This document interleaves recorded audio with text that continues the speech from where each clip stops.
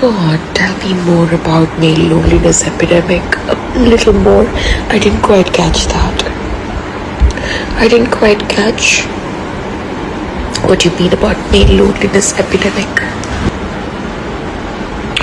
Why do we need feminism though? Why? Feminities. God. നടി പാർവതിയുടെ ഒരു വീഡിയോ കണ്ടതിന് ശേഷമാണ് സുനിത സ്മിതയുടെ വാർത്ത ഞാൻ ശ്രദ്ധിക്കുന്നത്. തൃശ്ശൂരുകാരിയായിട്ടുള്ള സുനിത സ്മിത ബാംഗ്ലൂരിൽ വെച്ചാണ് കൊല്ലപ്പെടുന്നത്. പലരും ഈ സംഭവം അറിഞ്ഞു കാണും. ഡീറ്റെയിൽസിലേക്ക് കടക്കുന്നതിന് മുമ്പ് നമുക്ക് പാർവതിയുടെ വീഡിയോ ഒന്ന് കണ്ടു നോക്കാം. God, tell me more about male loneliness epidemic. A little more. I didn't quite catch that.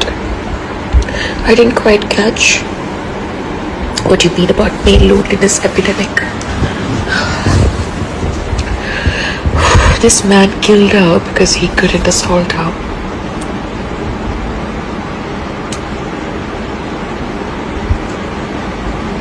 And this is not his first time.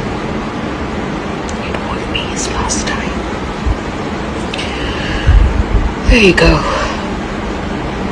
What a safe country for our girls. Why do we need feminism though? Why? Feminities. God.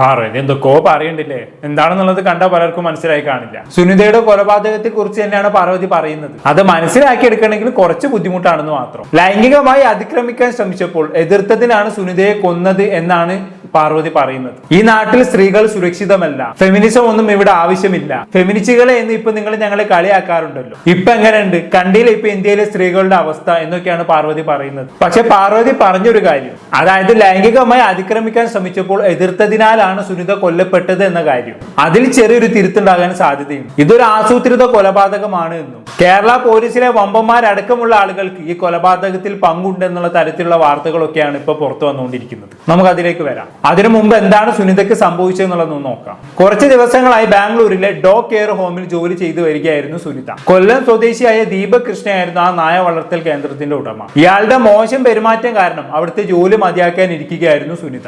അങ്ങനെ ഞാൻ ജോലി നിർത്താൻ പോവുകയാണെന്ന് പറഞ്ഞ ദിവസമാണ് ദീപക് സുനിതയെ ക്രൂരമായി ഉപദ്രവിക്കുന്നത്. മാരകമായി പരിക്കേറ്റ സുനിത ഒടുവിൽ ഹോസ്പിറ്റലിൽ വെച്ച് മരണപ്പെടുകയായിരുന്നു. നിലവിൽ ഈ സംഭവത്തിൽ ഒരു ട്വിസ്റ്റ് വന്നിട്ടുണ്ട്. അതായത് ഈ കൊലപാതകം ആസൂത്രിതമായി നടത്തിയതാകാനുള്ള സാധ്യത തെളിഞ്ഞു വരികയാണ്.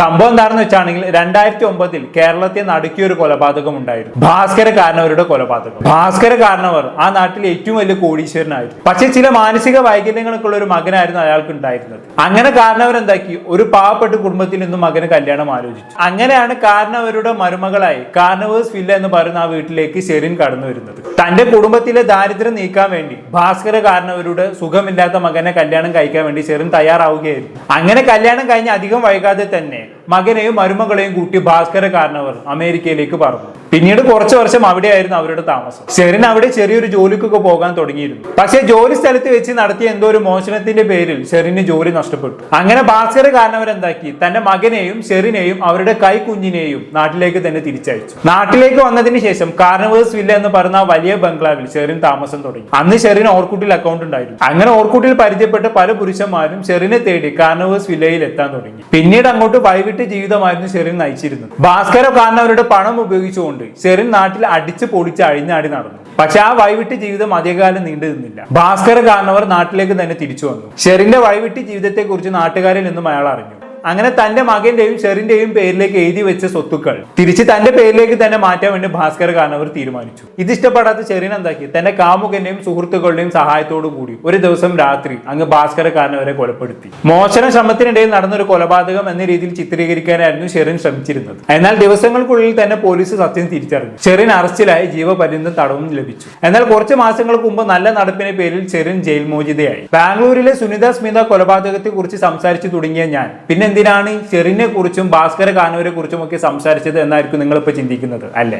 കാര്യമുണ്ട്. ഈ രണ്ട് കൊലപാതകങ്ങളും തമ്മിൽ ഒരു കണക്ഷൻ ഉണ്ട്. എന്താണെന്നല്ല ഞാൻ പറഞ്ഞുതരാം. ഈ പറയുന്ന ഷെറിൻ ജയിലിൽ കിടന്നിരുന്ന സമയത്ത് ഷെറിന്റെ കൂടെ ജയിലിൽ ഉണ്ടായിരുന്ന ആളായിരുന്നു ഈ പറയുന്ന സുനിത. അതെ, ഷെറിനും സുനിതയും സഹതടവുകാരായിരുന്നു. അങ്ങനെ ജയിൽ ശിക്ഷയൊക്കെ കഴിഞ്ഞ് പുറത്തിറങ്ങിയ സുനിത എന്ത് ചെയ്തു, മാധ്യമങ്ങളെ വിളിച്ചുകൂട്ടി ജയിലിലെ ചില പോലീസുകാരെ കുറിച്ചും ഷെറിനെ കുറിച്ചുമുള്ള ചില ഞെട്ടിക്കുന്ന സത്യങ്ങൾ മാധ്യമങ്ങളോട് വിളിച്ചു പറഞ്ഞു. ഏകദേശം 9 മാസം മുമ്പാണ് ജയിലിൽ പോലീസുകാരുടെ വക ഷെറിന് പ്രത്യേക പരിഗണന ലഭിക്കുന്നുണ്ടായിരുന്നു എന്നായിരുന്നു അന്ന് സുനിത വെളിപ്പെടുത്തിയിരുന്നത്. ഒരു ഉന്നത പോലീസ് ഉദ്യോഗസ്ഥരുമായി ഷെറിന് ശാരീരിക ബന്ധമുണ്ട് എന്ന് പോലും അന്ന് സുനിത പറഞ്ഞിട്ടുണ്ടായിരുന്നു. അന്ന് സുനിതയുടെ ഈ വെളിപ്പെടുത്തൽ വൻ കോളിളക്കമാണ് സൃഷ്ടിച്ചത്. ഞാൻ വേണമെങ്കിൽ സുനിതയുടെ അന്നത്തെ വെളിപ്പെടുത്തലിന്റെ ചെറിയൊരു ഭാഗം അവിടെ പ്ലേ ചെയ്യാം. ഞാനൊരു കേസിൽ വിയൂർ വനിതാ ജയിലിൽ കിടന്നിരുന്നത്. അപ്പോൾ വിയൂരിൽ നിന്ന് കാണാൻ കുറച്ച് പ്രശ്നങ്ങളൊക്കെ ഉണ്ടായിട്ട് അവിടെ മനുഷ്യാവകാശ കമ്മീഷൻ അറിയിച്ചുകൊണ്ട് ഞാൻ അട്ടക്കുളങ്ങര വനിതാ ജയിലിലേക്ക് ട്രാൻസ്ഫർ ആവശ്യപ്പെട്ടിട്ട് അട്ടക്കുളങ്ങര വനിതാ ജയിലായിരുന്നു 2013 അപ്പോൾ അവിടെ ചെന്ന സമയത്ത് കാരനവർ വധക്കേസിൽ പ്രതി ഷെറിൻ ഉണ്ടായിരുന്നു. അപ്പോൾ ഷെറിൻ എൻ്റെ തൊട്ടടുത്ത സെല്ലായിരുന്നു കഴിഞ്ഞിരുന്നത്. അപ്പോൾ മറ്റുള്ള തടവുകാരെ പോലെ അവർ ക്യൂരിൽ നിന്നിട്ട് ഭക്ഷണമൊന്നും വാങ്ങിയിരുന്നില്ല. അവർക്ക് 3 നേരവും അവർക്ക് ഉള്ള ഭക്ഷണം അവിടുത്തെ ജയിൽ സ്റ്റാഫുകൾ അവർ പറയുന്ന ഭക്ഷണം അവർക്ക് പുറമെ നിന്ന് വാങ്ങി കൊടുക്കാറാണ് പതിവ്. പിന്നെ അത് മാത്രമല്ല അവർ സ്വന്തമായിട്ട് അവരുടെ കയ്യിൽ മൊബൈൽ ഫോൺ ഉണ്ടായിരുന്നു. പിന്നെ ജയിലിൽ മറ്റ് ശിക്ഷാപ്രതികൾക്കുള്ള ഡ്രസ്സൊന്നല്ല അവർ ധരിച്ചിരുന്നത്, വെള്ള ഡ്രസ്സ് തന്നെയാണ് ധരിച്ചിരുന്നത്. അവർക്ക് ആവശ്യമുള്ള ഡ്രസ്സുകൾ പുറമെ നിന്ന് തയ്പ്പിച്ച് കൊണ്ടുവന്നിട്ടാണ് അവർ അവിടെ ഉപയോഗിച്ചിരുന്നത്. പിന്നെ അതുകൂടാതെ ജയിലിൽ കോസ്മെറ്റിക് ഐറ്റംസുകൾ, പിന്നെ ഞങ്ങളവിടെ തടവുകാർക്ക് ഒരു പായ, ഒരു ജംകാളം, പിന്നെ ഒരു സ്റ്റീലിൻ്റെ മൊന്ത, ഗ്ലാസ്, ഒരു പ്ലേറ്റാണ് അവിടെ അനുവദിക്കുക.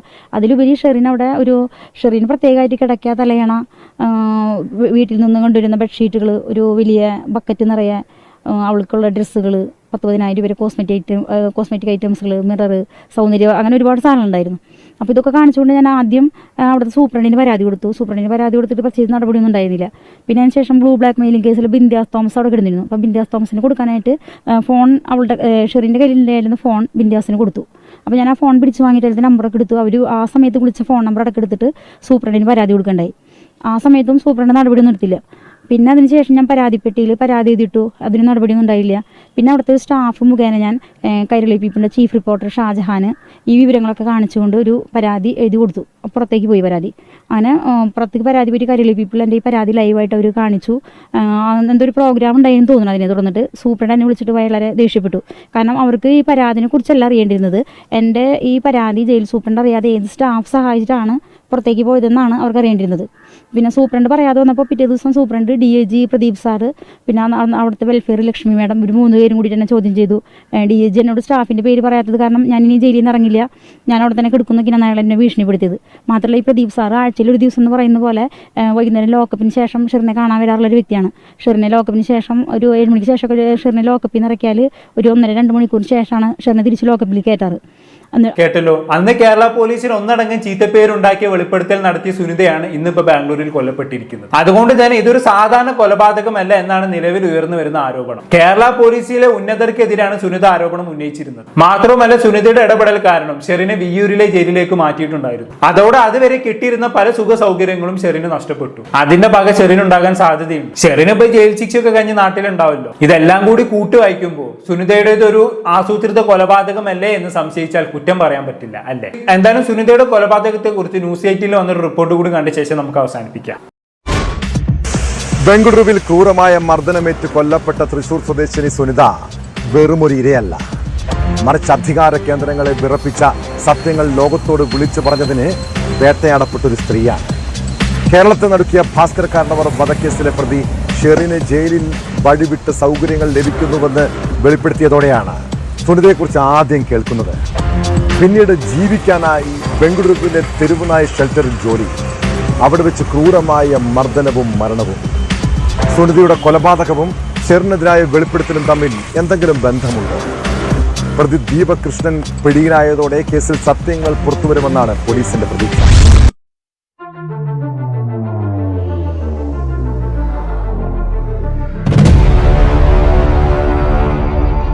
തൃശൂർ വാടാനപ്പള്ളി സ്വദേശിനി സുനിതയെ അതിക്രൂരമായി മർദ്ദിച്ചു കൊലപ്പെടുത്തിയ കേസിൽ പോലീസ് തിരഞ്ഞുകൊണ്ടിരുന്ന പ്രതി ദീപക് കൃഷ്ണൻ കന്യാകുമാരിയിൽ നിന്നാണ് പിടിയിലായത്. കൊല്ലം സ്വദേശിയായ ദീപക് ബംഗളൂരുവിൽ തെരുവുനായ്ക്കളെ സംരക്ഷിക്കുന്ന ഷെൽട്ടർ ഹോം നടത്തിവരികയായിരുന്നു. ബംഗളൂരുവിലെ നായ വളർത്തൽ കേന്ദ്രത്തിന് സമീപത്തെ ചെറിയ വീട്ടിൽ 16 നായ്ക്കളാണ് ഉണ്ടായിരുന്നത്. സുനിതയ്ക്കൊപ്പം ബന്ധുവായ പെൺകുട്ടിയും ചന്ദ്രാപ്പിന്നി സ്വദേശിനിയായ യുവതിയും ജോലിക്ക് പോയിരുന്നു. ദീപക് മോശമായി പെരുമാറാൻ തുടങ്ങിയപ്പോൾ ജോലി മതിയാക്കുകയാണെന്ന് ഇവർ അറിയിച്ചു. ഇതോടെയാണ് ദേഹോപദ്രവത്തിന്റെ തുടക്കം. നാട്ടിലേക്ക് മടങ്ങുകയാണെന്ന വിവരം മെയ് 3 വൈകിട്ട് ഇവർ ദീപകിനെ അറിയിച്ചതോടെ ക്രൂരമായി മർദ്ദിച്ചു. സുനിത അബോധാവസ്ഥയിലായപ്പോൾ മറ്റ് 2 പെൺകുട്ടികൾക്കൊപ്പം വീട്ടിൽ പൂട്ടിയിട്ട് ദീപക് പുറത്തേക്ക് പോയി. ഇവർ പോലീസിനെ അറിയിച്ചപ്പോൾ 2 പോലീസുകാർ അന്വേഷിച്ചെത്തി പൂട്ട് തകർത്ത് അകത്ത് കയറി സുനിതയെ ആശുപത്രിയിലാക്കി. വിവരമറിഞ്ഞ് ഭർത്താവ് ഷിൻഡോ ബംഗളൂരുവിലെത്തി ഭാര്യയെ തൃശൂരിലെ ആശുപത്രിയിൽ എത്തിക്കുകയായിരുന്നു. ചികിത്സയിലിരിക്കെയാണ് മരണം സംഭവിച്ചത്.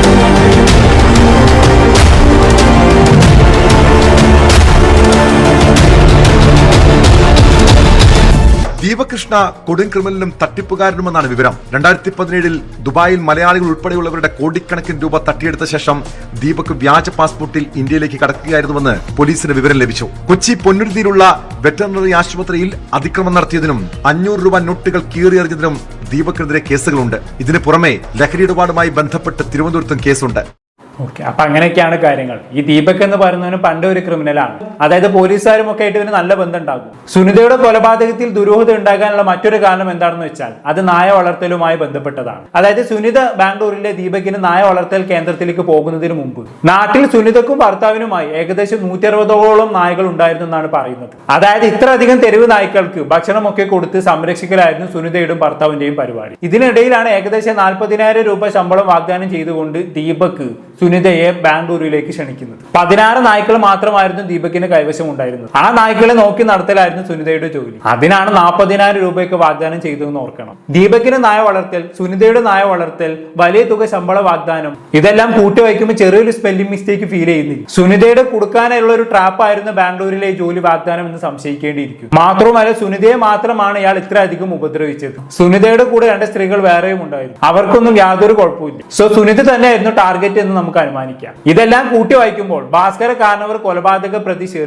ഷെറിനുമായി അവീത ബന്ധം ഉണ്ടായിരുന്ന ഏതെങ്കിലും പോലീസുകാർക്കോ ഈ കൊലപാതകത്തിൽ ബന്ധമുണ്ടോ എന്ന കാര്യം സംശയിക്കേണ്ടിയിരിക്കും. എന്തായാലും പ്രതിയായ ദീപകൃഷ്ണയെ പോലീസ് അറസ്റ്റ് ചെയ്തിട്ടുണ്ട്. കൊലപാതകത്തിന് പിന്നിൽ എന്തെങ്കിലും ഗൂഢാലോചന നടന്നിട്ടുണ്ടെങ്കിൽ തീർച്ചയായും അധികം വൈകാതെ തന്നെ തെളിയും എന്ന് പ്രതീക്ഷിക്കാം. പക്ഷെ പോലീസിന് ഉന്നത ഉദ്യോഗസ്ഥരൊക്കെ സംശയം മുന്നിൽ വരുന്ന ഒരു കേസ് ആയതുകൊണ്ട് തന്നെ കേസ് അന്വേഷണത്തിൽ എത്രത്തോളം സത്യസന്ധത ഉണ്ടാകും എന്നുള്ളത് നമുക്ക് ഉറപ്പിക്കാൻ കഴിയില്ല എന്നുള്ളതാണ്. എന്തായാലും അധികം വൈകാതെ തന്നെ സത്യങ്ങൾ പുറത്തു വരുന്നത് നമുക്ക് പ്രതീക്ഷിക്കാം. കൂടുതലൊന്നും ഞാൻ പറയുന്നില്ല. എന്താണെന്ന് നിങ്ങൾക്ക് തോന്നുന്നത് താഴെ കമന്റ് ബോക്സിൽ രേഖപ്പെടുത്തുമല്ലോ. അടുത്തൊരു ടോപ്പിക്കുമായി വീണ്ടും കാണാം.